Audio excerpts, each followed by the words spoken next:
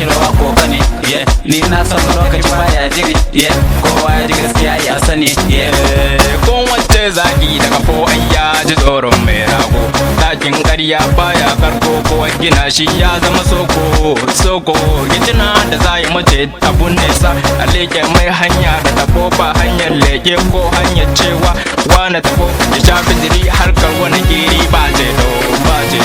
tuna za ta dasa a ranar shaidu wannan rana dai ta busa ka for you can be standing up your faces mock lies Costco duk this guy shiga aljanna bai da rabo wai arzaki mun fito aido da maki ya dau hoto bismillah da sunan Allah mu muka fara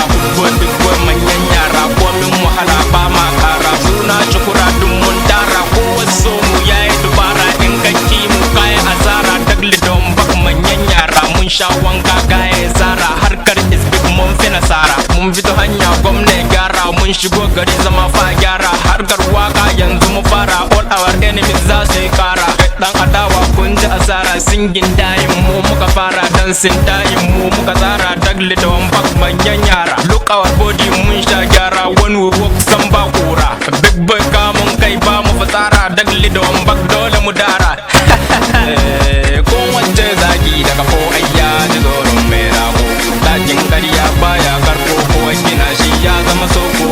soko gijina da zai mace abun nesa a leke mai hanya da tafo ba hanyar leke ko hanyar cewa wane tafo ya sha bidiri harkar wani giri ba jedo tuna za ta dasa a ranar shaidu wannan rana dai ta busa ka for you can be standing up your best is mock lies Costco this guy shiga aljanna bai da rabo wai arzaki mun fito ai dole maki ya dau hoto kai haba da ko dai mu tsaya nan haba malam kai ma ka fara ai ni ma dole na faɗa duniya budurwan wawa in ka bi mu ka zama wawa ka bi mu mu maka yawa